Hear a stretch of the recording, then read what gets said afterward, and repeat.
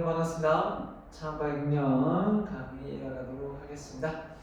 그래서 11주차에 접어든 것 같습니다. 자, 오늘은 지난 시간에 이어서 창업의 절차 계속 이어서 강의 가도록 하겠습니다. 창업의 준비는 어떻게 해야 하는가? 업종 선택 어떤 거 했습니까? 제조업, 그 다음에 서비스업, 도소매업, 유통업이죠. 도소매업 했습니다. 그 다음에 선택 입지, 자유 입지 해서 이렇게 배웠는데, 창업 준비를 위한 10단계가 아니고 9단계더라고요. 9단계에 어떤 것이 있는가 한번 배워보고요. 개인기업의 장단점, 또 법인기업의 장단점이 있을 겁니다.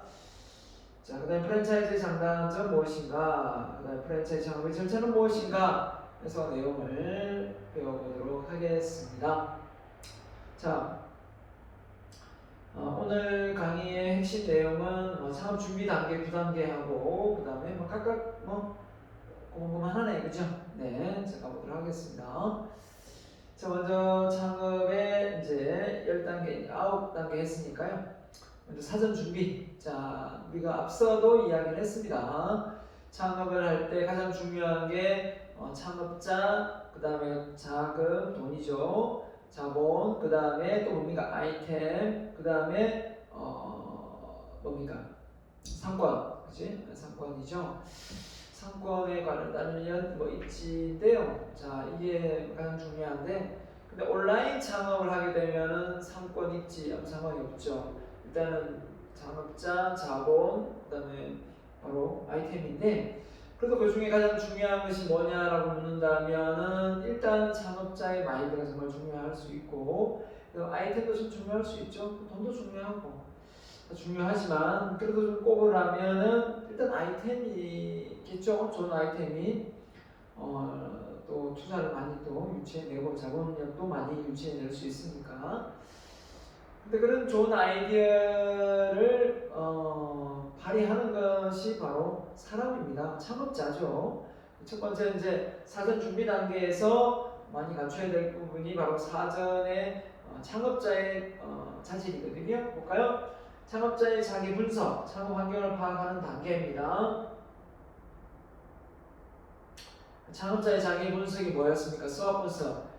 장점과 단점, 그 다음 외부 환경의 피해 요인과 위협 요인 이런 부분이 있었고요.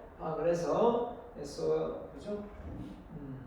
전략을 펼쳐보겠습니다. 창업에 필요한 자료를 수집하고 정보를 분석한다 이렇게 했습니다. 자, 그래서 인터넷을 통하여 국내외 각종 창업에 필요한 자료를 수집하거나 창업 관련 기관, 창업 박람회 또는 창업 관련 전문가를 만나서 상담을 하며 창업에 관련되어 있는 다양한 정보들을 배울 수가 있습니다. 그리고 유튜브에 또 많은 창업 관련 내용들이 올라와 있는 걸로 알고 있습니다. 그렇기 때문에 쉽게 우리가 접할 수가 있겠고요. 그래서 창업을 왜 하는가에 대한 방향 설정, 생계형하고 부업형하고 완전히 다를 수 있겠죠. 생계형은 말 그대로 정말 전업이 되겠고, 부업이면 본업이 있고 부업이니까 좀 약간 수익이 좀 덜해도 다른 본업에서 수익을 창출할 수 있으니까 좀 여유가 있을 수 있겠죠, 그죠? 네, 그런 장단점이 있겠고, 창업을 하기에 적합한 여건이 조성되었는가? 첫 번째가 이제 자금이나 업종 선택, 건강 이런 부분이 창업자와 관련된 내용이라고 내가 말씀드렸습니다. 그러니까 일단 돈이 있는지, 업종 선택, 업종을 선택하려고 하는데 아무거나 하면 되지라고 하지만 그 창업자의 자질과 연관되어 있고, 또 경험이 있고 노하우가 있으면, 또 남다른 노하우가 있으면 당연히 창업에 성공할 수 있겠죠. 그 다음에 그 사람의 건강 상태입니다. 창업자 정말 중요하죠. 돈을 많이 벌어서 일확천금을 누리고 뭐합니까? 건강하지 못하면, 뒷받침되지 못하면 아무 상관이 의미가 없습니다. 그죠? 자, 그다음 창업자의 적성 검사, 창업자의 능력, 자질, 경험 이렇게 있습니다. 창업자의 능력은 당연히 어떤 거겠습니까? 창업을 하는 데 있어서 기술력이라든지 이런 부분에서 본인이 그런 능력이 없으면 그런 능력을 대체할 수 있는 직원을 채용할 수 있는 인맥이 있든지, 그죠? 하여튼 그 창업을 하는데 문제가 없어야 됩니다. 온라인 창업을 하려면 당연히 그 온라인 관련 기술력이라든지 홍보 방법이라든지 이런 걸 어느 정도 알고 있으면 돈이 훨씬 덜 들죠. 그 다음에 경험 이런 게 있으면 좋겠습니다. 자, 가정 환경은 어떠한가? 가족의 동의를 얻고 하느냐, 가족의 동의를 얻지 못하고 하느냐, 이게 정말 차이가 많을 수 있습니다. 왜 그러냐면 물론 가족의 그 자본을 이렇게 투자하는 것도 있겠지만 그만큼 믿음이 싹 트면 많은 지지자들이 생겨서 또 도와줄 수도 있고, 그죠? 가족 경영이 될 수도 있고, 정말 또 하지 말아야 되는 억지로 하면 밀상짓을 해서, 그죠? 네, 찬밥 신세가 될 수도 있지 않습니까? 평소에 그 여러분이 가지고 있는 어떤 생활 습관에서 이 믿음은, 신뢰는 쌓이는 것 같습니다. 꼭 이게 창업을 한다고 해서 이게 능력이 하루아침에 증명되는 건 아닌 것 같고, 평소에 내가 얼마나 부모에게 자식으로서 된 일을 잘 하고 있는지, 그 도리를 다 하고 있는지, 이게 정말 중요하지 않겠어요? 네. 자, 그 다음에 창업의 결심, 창업 경영 이론의 학습. 자, 이런 부분은 이제 책을 좀 봐야 되겠죠. 책을 좀 보고 그런 책들을 참고해서 또 강의도 듣고 하다 보면 그 기본 바탕이 쌓입니다. 그러면은 훨씬 더 쉬운데, 그런 책도 보지 않고 자료를 참고하지 않고 무턱대고 하다 보면 나중에 중국구식으로 막 하게 됩니다. 그러다 보면 결국은 코너에 몰려서 또 2, 3년 내에 문을 닫는 경우가 참 많습니다. 처음부터 제대로 창업을 결심했다면 내가 어느 정도의 시간을 틈으로 해서 준비를 할 건가. 제조업 같은 경우에 창업을 한다고 했을 때 당연히 자본도 많이 들어가고 시간이 좀 많이 꽤 걸리겠죠. 한 10년을 내다보고 준비를 해도 부족할 것 같고요. 유통업 같은 경우에는 한 1, 2년 내로 해도 될 것 같고, 그러나 이렇게 서비스 업종은 조금만 또 유통업보다 좀 어려울 것 같고 그렇습니다.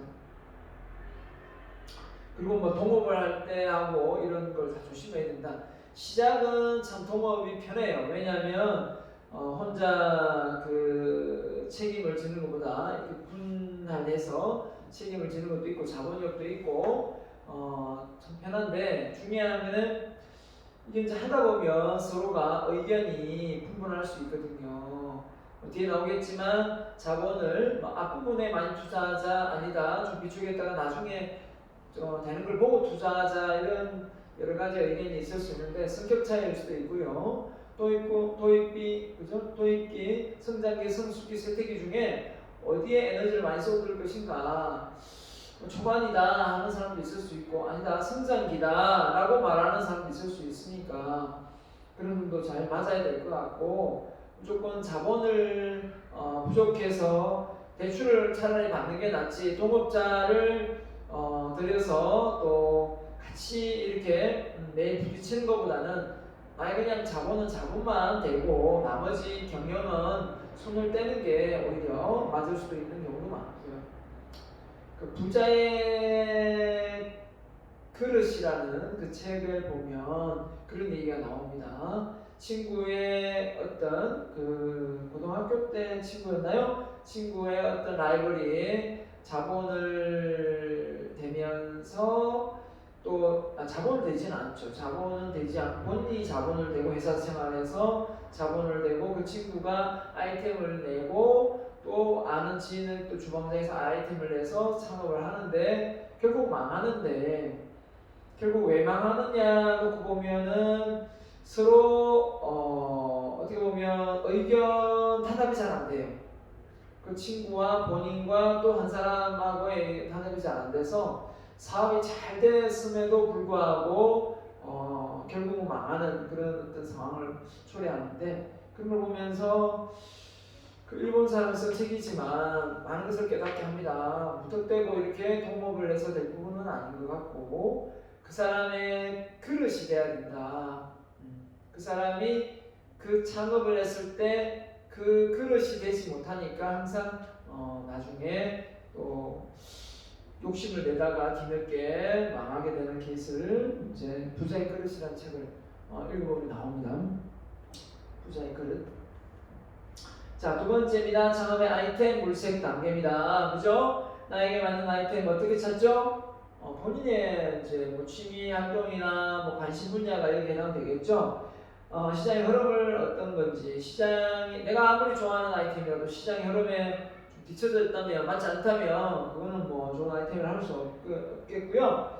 그래서 본인이 아무리 가지고 있는 장점인데 이미 환경에서 기회 요인에 속하지 못한다면 그 장점이 무슨 의미가 있겠습니까? 본인만 알고 있는 장점에 지나지 않겠죠, 그죠? 활용할 수 있는 기술이나 전문 지식을 갖고 내가 접근할 수 있는 사업인가?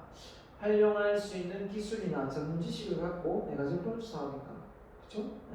그러니까 이것도 이제 자질에 속하죠. 창업자의 자질에 속하는데 그런 기술이나 전문 지식이 없이 시작하는 것보다는 그 아이템을 통해서 가지고 있으면 좋습니다. 본인의 과거 경력, 기술 능력, 적성, 자금 조달 능력, 인맥, 주변 여건 참작해야 될 것 같고요. 그래서 자신이 있거나 좋아하는 분야, 자본과 사업의 전망 이런 걸 다 고려해서 내가 아무리 좋아해도 자본의 어떤 사업의 전망이 없어도 안 될 것 같고 저는 조금 어떻게 보면 창업을 해서 왔지만 결국 망하지는 않았어요. 그렇다고 해서 크게 막 대박을 친 건 아닙니다. 하지만 저는 이게 제가 했던 사업이 크게 이제 교육 사업이기 때문에 크게 대박을 치거나 뭐 그럴 거라는 생각은 안 했어요. 하지만 꼭 필요한 분야고 그리고 많은 사람들에게 혜택이 돌아갈 거라고 생각하고 있습니다. 그래서 지금까지는 1인 기업으로서 또 이렇게 해왔지만 앞으로는 이게 이제 1인 기업을 넘어서 프랜차이즈 쪽으로 가려면 좀 더 시스템화되어야 되겠다라는 생각을 많이 가지고 있어요. 시스템화하려면 뭡니까? 단순화, 표준화, 전문화잖아요. 그래서 교육의 틀을 단순화, 표준화, 전문화 시킬 수 있어야 되는데 그걸 시스템화 시키려면 어떻게 해야 되느냐? 이게 관건 아니겠습니까? 자, 그게 이제 관건인데 결국은 내가 이 융합을 해야 되겠더라고요. 융합을. 그러면 어떤 걸 융합을 해야 되는가 생각해 보니까 교육과 책과 상담, 코칭 이런 부분을 많이 융합을 했습니다. 코칭은 따로 있거든요. 상담도 따로 있어요. 그리고 책도 따로 있습니다. 어떻게 보면 교육 분야지만 이게 다 따로 있는 부분을 잘 융합해서 가져가려고 하면 쉽지는 않죠. 상담 받는 데 따로 있고 코칭 받는 데 따로 있고 책 읽는 데 따로 있고 다 따로 있는데 이걸 잘 시스템화 시켜서 한 사람을 전인 교육을 시킨다 이 말이죠. 처음에는 뭐 이렇게 커피 전문점하고 연관을 좀 시켰었는데 생각 중에 있습니다. 이게 이제 어느 정도 보편화될 때 가능한 건데 단순히 이제 이걸 어떻게 보면 독립 서점 겸 커피숍이 되는데 여기에서 이제 자칫 잘못하면은 뭔가 북카페하고 차별화가 안 될 수가 있어요. 그래서 북카페하고 나하고의 차별화가 뭔가 생각해 보니까 독립서점이더라고요. 독립서점이 뭔가요? 내가 좋아하는 책을 진열을 해서 그 책 내용을 통해서 사람들에게 인성교육을 저는 시키고 싶은 거거든요. 그래서 단순히 커피를 마시고 오는 게 아니라 그 속에서 많은 사람들이 상담도 받고 코칭도 받고 또 강사도 양성해서 그 사람들이 또 거기에서 활동을 할 수 있는 시스템을 만들려고 하거든요. 그래서 지금까지 1인 기업을 해왔지만 이런 시스템을 만들어내려면은 조그만한 이 도서를 볼 수 있는 공간이 좀 있어야 될 것 같고, 그런데 그 도서를 모든 걸 돈을 주고 다 구매를 하느냐, 아니면은 그냥 서점처럼, 그죠? 지원을 받아서 판매를 하느냐, 이쪽인데 좀 생각이 많아지더라고요. 내가 좋아하는 책을 그냥 중고로 해서 쫙 이렇게 넣어서 그 분야별로 이렇게 선별해서 사람들 보게 할 건지, 그리고 개방화 시켜서 사람들이 올 수 있도록 또 머물 수 있도록 할 건지, 이런 부분하고, 그렇게 됐을 때 강의를 어떤 식으로 할 건지, 참 이게 좀 복잡해지더라고요. 이게 커피숍도 아닌 것이, 서점도 아닌 것이, 그 다음에 완전히 교육장도 아닌 것이 어중이 떠주기가 되면 안 되고, 이게 하나의 짝짝짝 시스템식으로 이렇게 흘러가야 되는데, 그걸 이제 짜려고 하니까 좀 머리가 아프긴 하지만, 좀 더 강사를 키우고 하다 보면 가벌론박해서 아이디어가 나오지 않겠어요? 그러면 뭐 의사결정을 제가 내리면 되겠죠. 어떻게 할 건지. 일단 그 전에 제가 먼저 책을 좀 많이 집필을 하려고 합니다. 왜냐하면 제가 가지고 있는 그 내용을 토대로 해서 독립서점이 만들어지기 때문에, 그래서 내가 주장하고 있는, 내가 강조하고 싶은 어떤 그런 시스템은 구축이 돼야 되니까, 그래서 어떻게 보면은 이런 게 많아요. 인성이 교육이지만 뭔가 부자의 습관 이런 것도 배울 수 있는 공간, 책 쓰는 기술도 좀 배울 수 있는 공간, 자 이런 공간을 또 인성을 향상시킬 수 있는 공간, 이런 다양한 공간들을 활용해서 커피도 마시고 또 수다도 떨 수 있고 또 강의도 들을 수 있고, 이런 식의 어떤 시스템을 만들어 가고 싶은데, 그 전에 내가 가지고 있는 직업이 뭐 교수요, 또 강사요, 또 뭡니까 외부의 사업자요, 또 하나 더 작가가 되어야 되겠다라는 생각을 좀 가지고 있어요. 제가 이런 얘기를 제가 많이 들은 이유는 저 역시도 이런 아이템을 많이 가지고 있어요.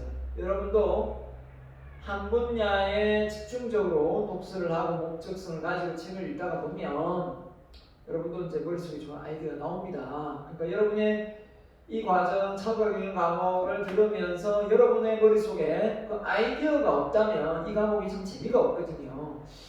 내가 사업계획서를 좀 작성을 해야 되는데 좀 이따가, 근데 어떤 내용의 사업계획서를 작성할 건지에 대한 부분이 없다 그러면 사실 좀 애매하지 않겠습니까? 저번 시간 사업계획서 하나 보여드렸지만, 오늘은 사업계획서는 뭐 다음 시간에 또 드리겠습니다. 오늘은 내가 준비를 아직 안 했는데, 사업계획서를 작성을 할 건데 뭐 아이템이 있어야 사업계획서 작성하는 게 재미가 있을 거 아니에요? 근데 그 아이템이 관심 분야가 없어 보세요. 재미가 없거든요. 근데 이제 창업을 하든 안 하든 여러분이 그런 분야의 전문가가 되고 싶다라는 생각으로 준비를 하면 참 좋을 것 같아요. 네, 그래서 그런 분야의 여러분의 아이디어가 나중에 뭐 여러분이 해도 되고 안 되면 다른 사람한테 외주를 줘서 팔아도 되고요. 정보서점 구매에 읽거나 매스컴, 인터넷 자료를 활용한다. 그러니까 한 달에 몇 번 정도는 도서관을 가야 됩니다. 도서관을 가서 한두 번은 가서 정보의 흐름을 봐야 되죠. 이게 이제 창업 전 단계라서 이걸 하는 것이 아니라 평소에 해야 됩니다. 평소에도 해야 될 것 같고요. 가능하면 현재 시장에 도입기나 성장기에 있는 아이템을 벤치한다. 도입기나 성장기, 그죠? 도입기, 성장기, 성숙기, 세태기 넘어가기보다는 자, 이미 사업을 하는 주변 사람으로부터 다양한 조언을 듣는다. 그래서 이런 인맥이 정말 관리가 중요하죠. 이런 사람들과 같이 있어보면 이 사람들이 어떻게 해서 사업을 일어섰는가 노하우를 알려줍니다. 그러다 보면 돈도 어떻게 정부 자금을 빌려 쓸 수 있는 부분도 알게 되고, 또 저리로 빌려줄 수 있는 그런 은행들도 알 수가 있는 거고요. 그 사람의 관계를 통해서 이렇게 연결하다 보면 또 돌파구가 나오게 되거든요. 자, 그 다음에 내가 가장 잘할 수 있는 업종이 무엇인가? 이런 부분이 정말 중요합니다. 업종이라고 해서 다른 사람이 뭐 인터넷 요즘에 뭐 그죠? 플랫폼 사업을 한다 하니까 뭐 앱 사업을 한다 하니까 무조건 막 뛰어들 게 아니라 그게 나하고 맞는지를 잘 따져봐야 되는 거죠. 그죠? 따져보고 그렇게 했을 때 나 코드가 맞는가 안 맞는가를 생각해봐야 됩니다. 근데 막상 나하고 코드가 맞는지 안 맞는지를 잘 모르겠다는 학생이 많더라고요. 그럴 때 내가 많이 권하는 것이 뭡니까? 제일 좋은 거는 그 관련 쪽에 아르바이트를 하거나 경험을 해보는 게 제일 좋아요.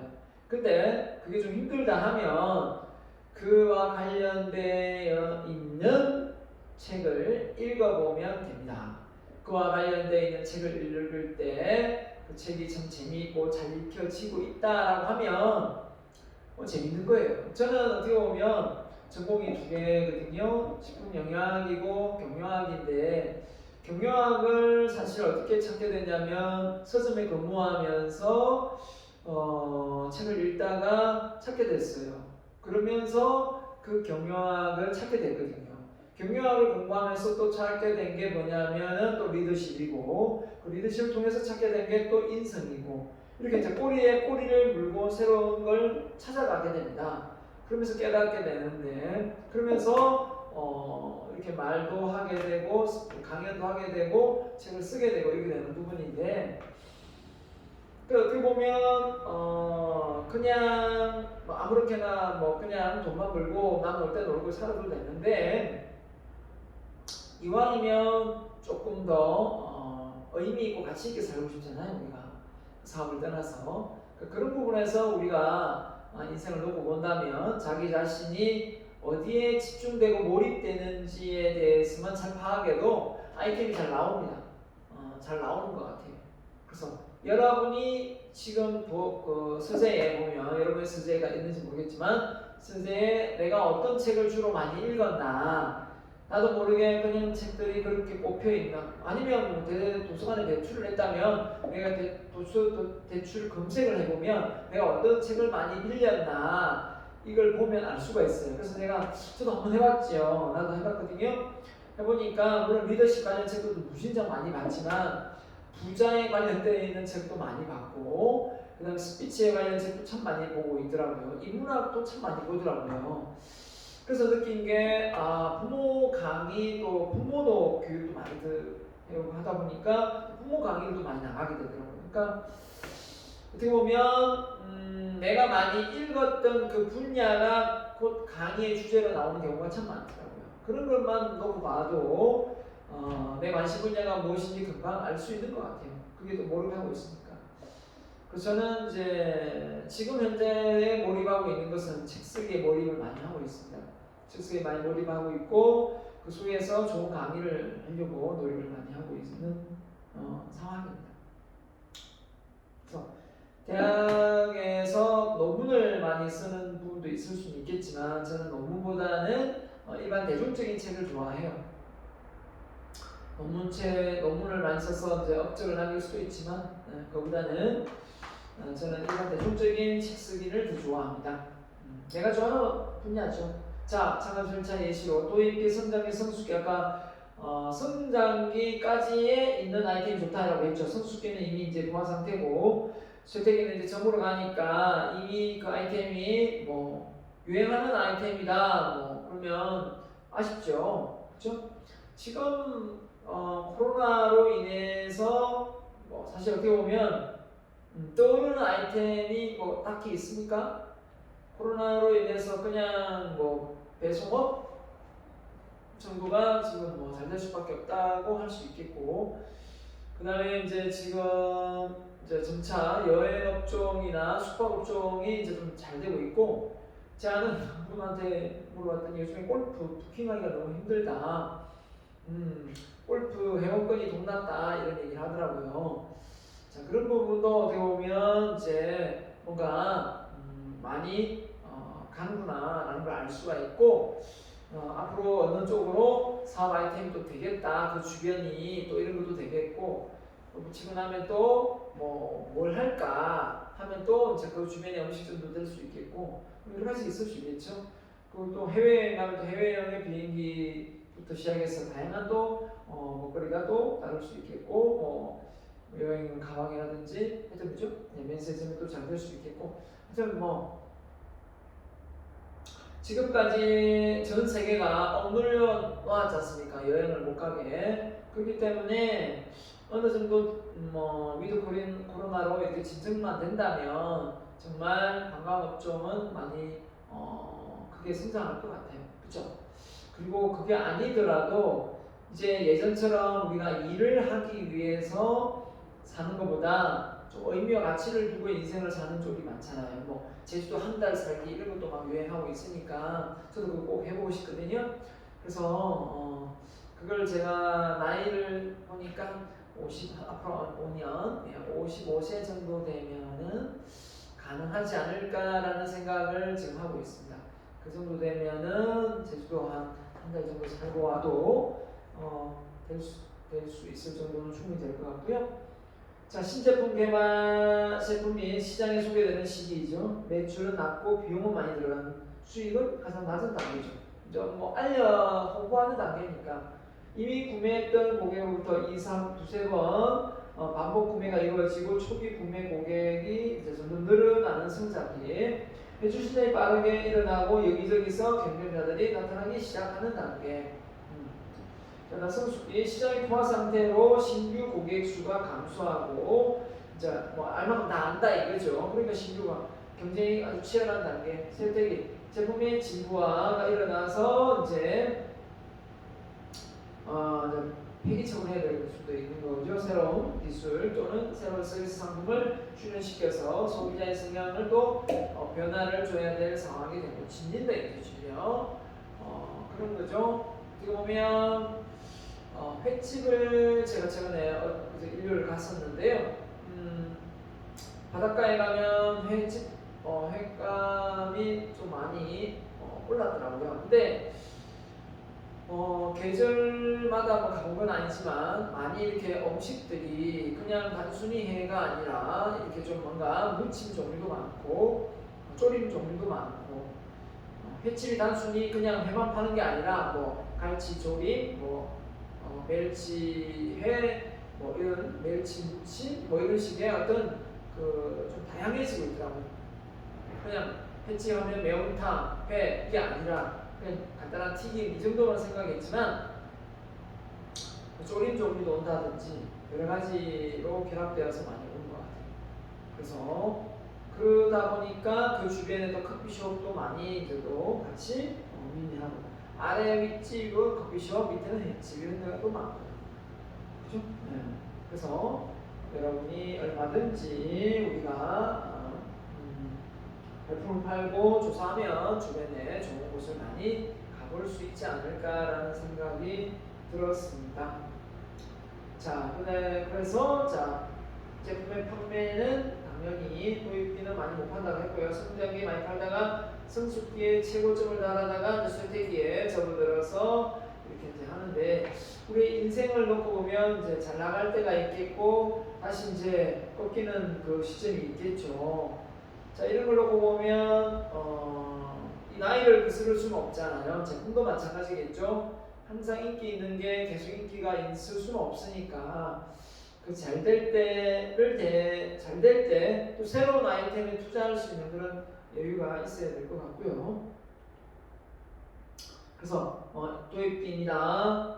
상품을 판매량이 적어 새로운 판매처를 개척하고 소비자 인지도를 높여야 하기 때문에 일단 홍보비가 많이 들죠. 그렇기 때문에 손실이 많이 들 수밖에 없고 이익보다 유통경로를 확보하여 소비자 쉽게 신상품을 구매할 수 있게 한다. 소비자의 신용 구매를 할 수 있게 기회를 제공하고 상품 이미지 구축의 전략을 짜야 될 것 같고 신상품을 구매하는 소비자층은 일반적으로 소득이 높은 혁신층이 많으므로 고소득층을 대상으로 고가 정책을 쓰는 것도 한 방법이다.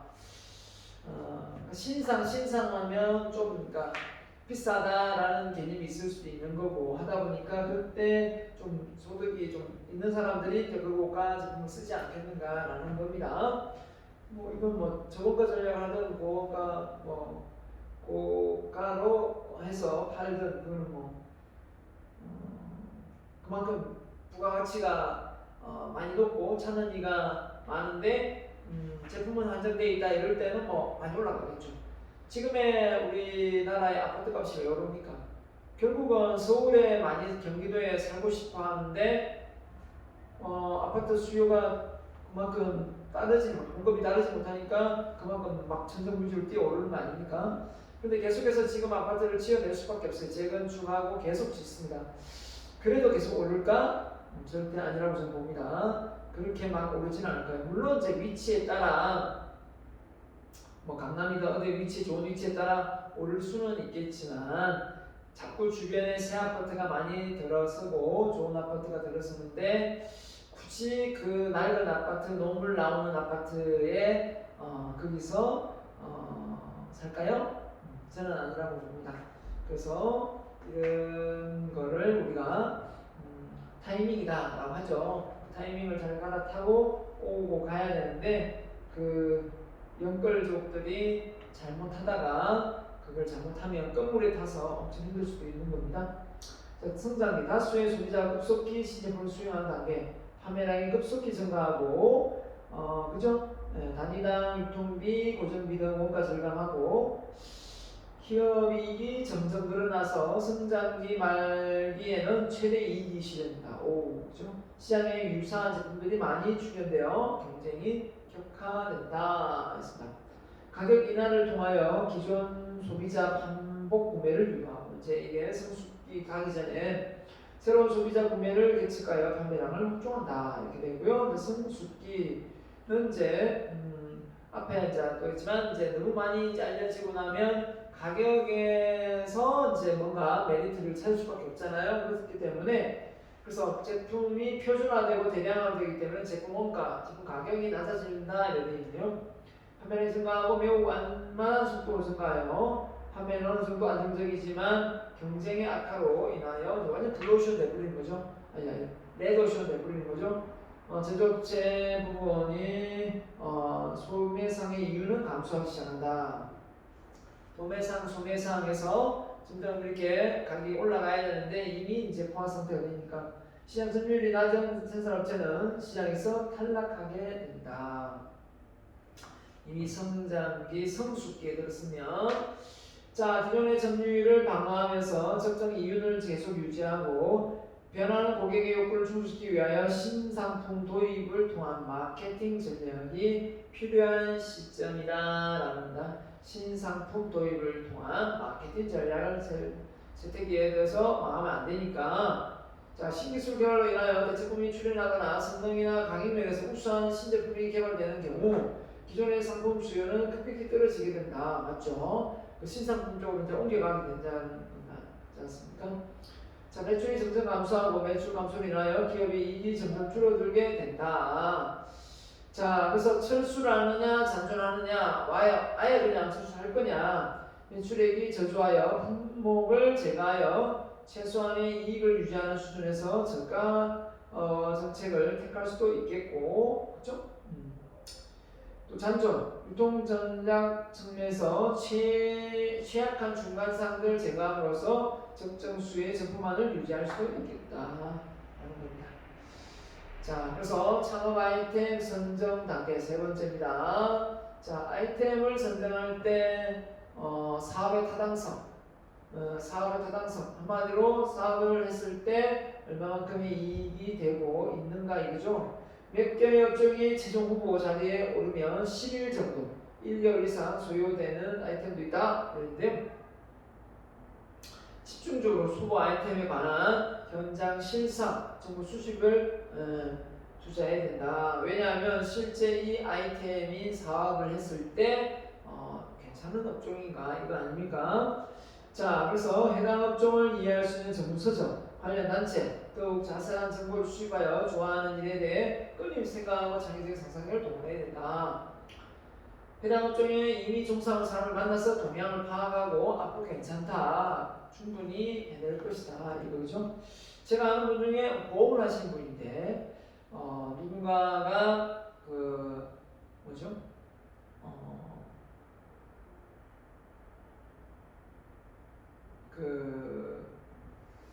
뭐라고 해야 뭡니까?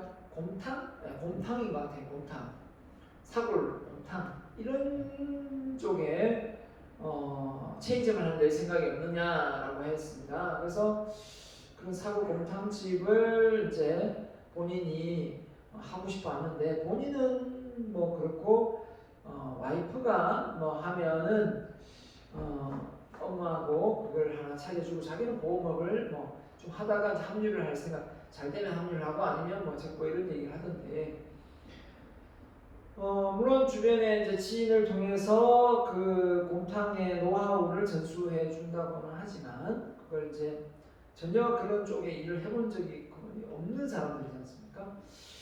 식당에서 일을 해본 적이 없는데 그 무턱대고 그렇게 하려고 하다 보면 사실 좀 힘들거든요. 최소한의 엄마든 뭐 와이프든 본인이든 식당 일을 좀 해봐야 적어도 그 식당이 어떻게 운영되고 돌아가는지 아는데 그냥 막무가내 누군가가 뭐 사골 곰탕집을 하고 있는데 그걸 납품을 뭐 재료를 주겠다, 재료를 해줄 테니까 그냥 가게만 차리면 된다 이렇게 말한다고 해서 선뜻 자본을 뭐 몇천 뭐 최소한 5, 6천 안 들어가겠어요? 투자를 해서 또 뭐 자리를까지 얻으면 한 1억 정도 들어갈 텐데 네, 쉽지 않죠? 네. 본인이 최소한 저는 경험이 있어야 된다. 그런 식당 쪽에 저는 그런 의미에서 경험이 많습니다. 네, 많이 해봤기 때문에 대학생 때도 했고 자, 그 다음에 타당성 검토할 때 자 볼까요? 타당성 검토할 때 사업 성공 가능성에 대한 정보를 파악한다. 사업 가능성 뭡니까? 돈이 되는 거죠. 업종과 아이템을 선택한 후에 아이템에 대한 범위를 넓혀 비교 분석하고 독립 창업할 것인지 프랜차이즈 가맹점 창업할 것인지에 대한 검토를 해야 된다. 이미 이제 뭐 독립이면 이제 프랜차이즈 창업이 되어 있는 게 아닌 경우죠. 네, 그래서 이 프랜차이즈가 되어 있는 걸 할 경우는 좀 더 위험 리스크는 들어가겠죠. 돈은 많이 들어가겠지만 독립 창업하면 돈은 좀 덜 들어가겠지만 홍보하는 데 있어서 상당히 애로사항이 있겠죠. 그래서 사업의 안정성, 선택한 업종과 아이템의 분포 현황을 조사해 볼 수도 있고 그 다음에 사업의 발전성, 업종과 아이템 발전 단계가 재택기가 아닌지를 파악을 하고 가야 되겠죠. 그 다음에 수익성, 재무입니다. 정말 이거는 꼼꼼하게 어느 정도 수익이 발생할 수 있는 투자금 회수가 총익분기점이 어느 정도 되는지 잘 따져봐야 됩니다. 그냥 막 할 게 아니라 이게 제일 중요한 부분이거든요. 자금 조달, 본인이 대출한다면 얼마 대출할 것이고 시설이나 운영 자금, 시설 자금은 당연히 그 안에 들어가는 인테리어라든지 또는 여러 가지 식기 이런 것이 다 될 거고요. 자, 운영 자금 같으면은 이제 인건비부터 시작해서 수도, 그렇죠? 전기, 뭐 보험료부터 다 될 것입니다. 자, 이런 부분을 잘 분류를 해서 임대료 이런 부분도 권리금 이런 것도 시설 자금이 권리금은 되겠네요. 운영 자금은 일단 매달 들어가는 돈이 되겠네요. 자, 유동인구가 풍부한 지역, 이제 사업장 입지입니다. 입지가 어디냐? 그러니까 상권하고 입지는 이제 어느 코너냐, 2층이냐, 3층이냐 이게 입지고 상권은 그 주변의 어떤 여건을 상권이랍니다. 유동인구가 풍부한 지역의 상권과 후보 정보를 물색하고 자, 업종이 정해지면 20일 정도의 시간을 투자해 결정한 아이템이 가장 궁합이 잘 맞는 정보다. 20일 정도 시간을 투자해 결정한 아이템이 가장 궁합이 잘 맞는 점포와 조건을 꼼꼼히 확인하여 계약 후 권리 침해 부분은 없는지 권리금은 타 점포와 비교해서 너무 저렴하지 않는지 잘 따져봐야 됩니다. 맞죠? 다른 업종과 비교해서 너무 저렴하다면 저렴한 이유가 있어야 되는데 무작정 저렴하다 그러면 무슨 이유가 있을 수 있습니다. 그래서 무턱대고 싸다고 좋은 게 아닐 수가 있기 때문에 싸게 비슷하게 될 수도 있어요. 그래서 다른 상권도 지속해서 살펴보고 후보들 비교 검토한 후에 지정적으로 두세 개 정도 점포를 압축해서 좀 이렇게 한 곳만 보지 말고 여러 후보지를 보고 될 수 있는 코너 위치, 유동인구가 많은 위치, 그 그 다음에 퇴근할 때 장사할 건지, 그죠? 아니면 저녁 장사인지 오전 장사인지 잘 따져보고 가야 될 거 같고요. 네. 자, 여기까지 하고 잠깐 쉬었다가 2부 이어가도록 하겠습니다.